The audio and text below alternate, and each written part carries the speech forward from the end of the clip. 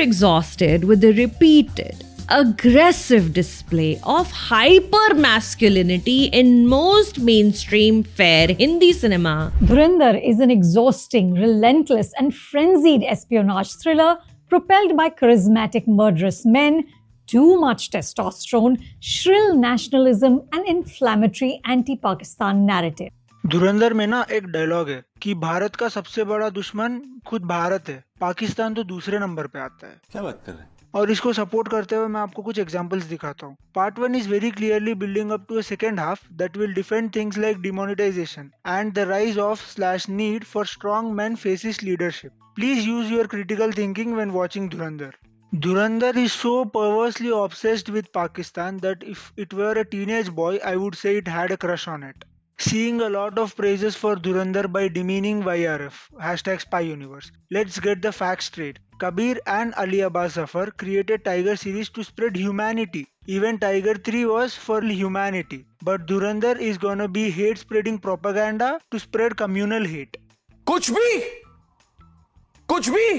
I'll tell you why धुरंधर को इतना hate मिल रहा है। क्योंकि हमने आज तक जो भी बॉलीवुड स्पाई मूवीज देखी है उनमें क्या होता है stylised action, party songs, raw agent और आईएसआई एजेंट के बीच में केमिस्ट्री, जोक्स क्रैक कर रहे हैं, इंडिया पाकिस्तान भाई भाई दिखा देंगे, at the end India Pakistan के बीच में शांति हो, अमन हो, ये सब दिखा देंगे। इन मूवीज में स्पाई के अलावा बाकी सब कुछ लगता है। And here's where Dhurandhar nails it. वो दिखाते हैं एक ट्रू स्पाई कैसे होता है, कैसे जीता है, और इसीलिए ये लोग को बॉक्स ऑफिस पे इतना अच्छा रिस्पॉन्स मिल रहा है, और जो डेफिनेटली मिलना भी चाहिए। बात तो सही है।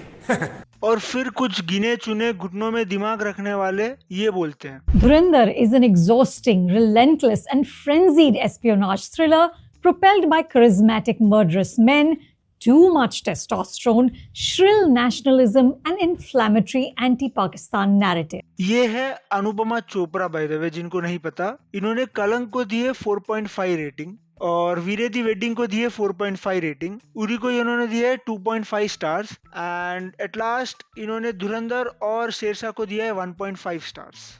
खराब हो जाएगा, मैं माँ अम्मा बहन पे आ जाऊंगा, मैं इनकी अम्मा बहन पे आ जाऊंगा।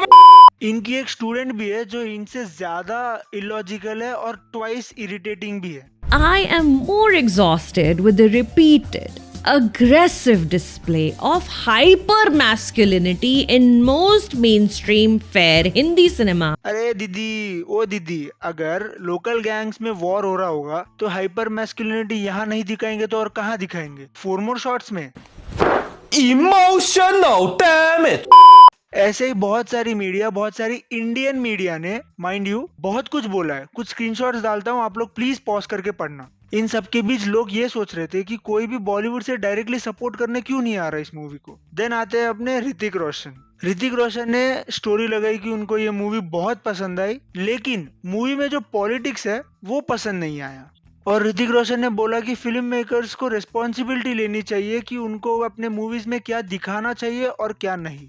आज पाकिस्तान होगा तेरा बाप, पर हिंदुस्तान मेरी माँ है। पीओके का मतलब है पाकिस्तान ऑक्यूपाइड कश्मीर। रात भर में लोगों ने कुछ तो बोला होगा, फिर अगले दिन ऋतिक भाई की ये स्टोरी आती है। खैर यार, मैं तो ओपनली इस मूवी को सपोर्ट करता हूँ, क्योंकि इन ऑफिसर्स ने जितनी मेहनत की है इंडिया को हमेशा सेफगार्ड करके रखने के लिए, जो भी अटैक्स होने वाले हैं उनका इन्फो वहां पाकिस्तान में रह के भेजने के लिए पहले, it is really commendable. Huge respect to our officers. Movie में कुछ सीन से जो आपको देखकर महसूस होगा कि क्या क्या किया है इन लोगों ने अपने देश के साथ। सो आई वुड हाईली रिकमेंड कि जाके थिएटर्स में देखिए। It is a must watch. इसका पार्ट 2 भी आने वाला है, मैं तो उसके लिए भी एक्साइटेड हूँ। खैर यार, लोग बोलते रहते, लोगों का काम है कहना। डू कमेंट आपका ओपिनियन क्या है इन सब पर। Do not forget to like, share and subscribe. तब तक के लिए धन्यवाद।